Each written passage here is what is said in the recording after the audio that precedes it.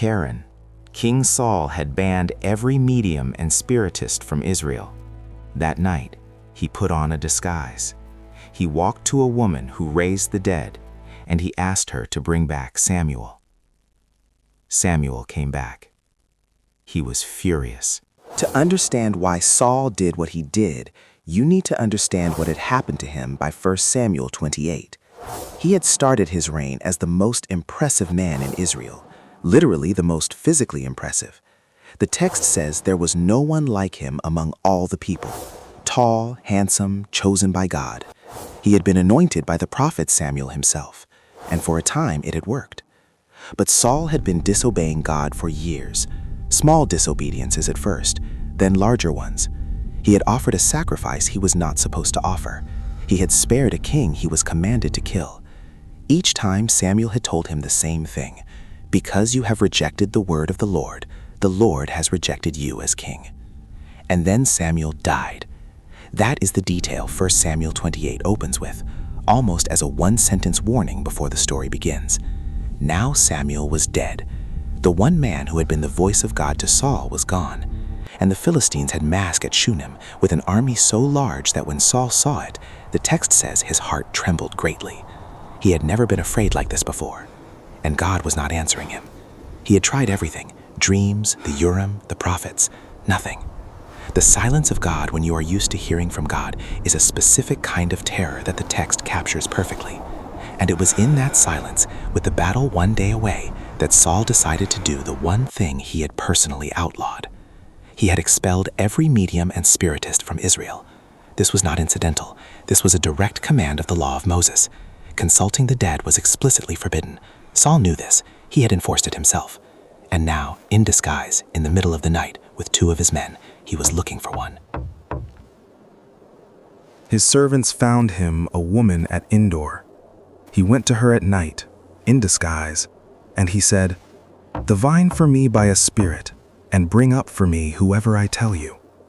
The woman was afraid.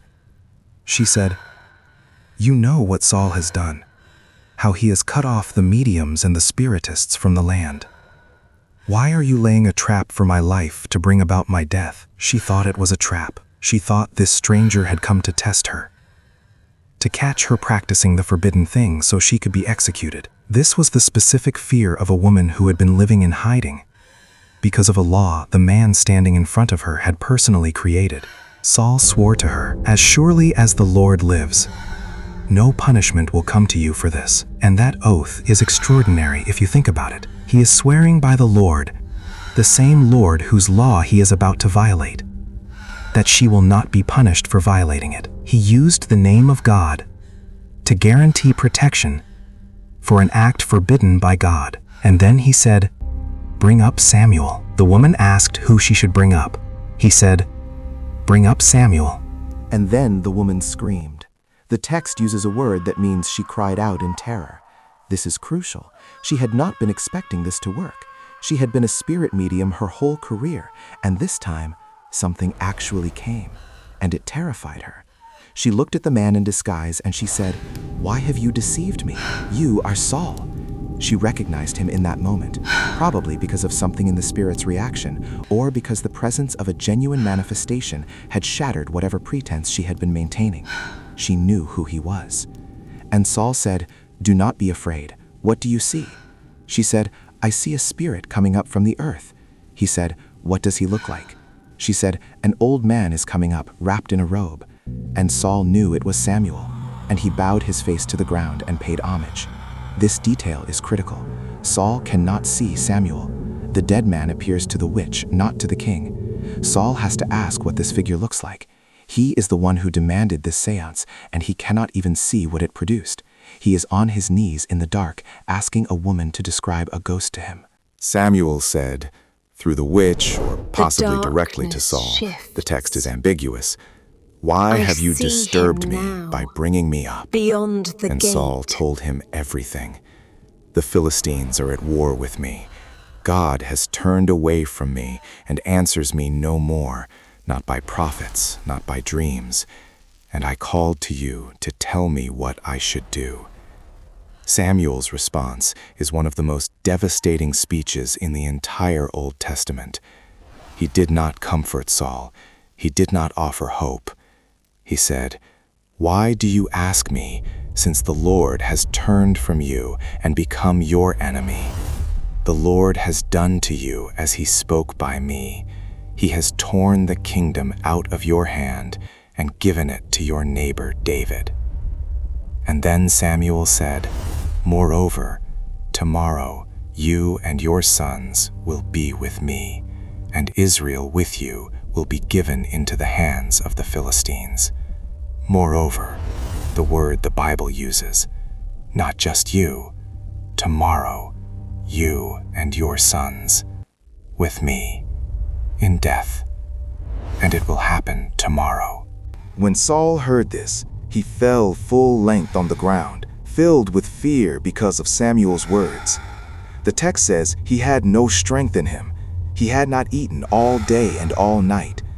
He was lying on the floor of a witch's house in disguise the night before the battle that would kill him and his sons, having just been told by the ghost of the only man who had ever spoken for God to him that there was no hope. And the witch, the woman he had been persecuting, came to him. She saw that he was terrified, and she made him food. She killed a calf, she baked unleavened bread, and she fed him before he went out to die. The next day, the Philistines fought Israel. Israel fled before them. Saul's 3 sons were killed, Jonathan, Abinadab, and Malchishua. Saul himself was wounded by archers. The text says he was in great pain from the archers. He asked his armor-bearer to run him through with a sword. He was afraid of what the Philistines would do to him if they captured him alive. His armor-bearer refused, and so Saul fell on his own sword and died, exactly as Samuel had said, "Tomorrow, you and your sons with me." The text records Saul's death with the same flat economy it has used for everything in this story. He died. His armor-bearer died with him. His sons died. The men of Israel fled. The Philistines came and occupied the cities. It happened exactly as the ghost said it would, and the Bible records the fulfillment without commentary. Samuel was right. The prophecy from the dead was accurate. And that raises a question the text does not answer. Was that actually Samuel? Or was it something else entirely? Scholars have argued about this for 2,000 years. The detail that stays with me in 1 Samuel 28 is not the ghost, it is the meal. After everything that had happened in that house, after the summoning, after the prophecy, after Saul collapsed on the floor, the woman who had been living in hiding because of his law came to him. She had no reason to be kind to him. He had made her existence illegal. He had outlawed everything she was, and she fed him. She killed a calf and baked bread, and she made sure he ate before he walked out into the last night of his life. She does not get a name in the text.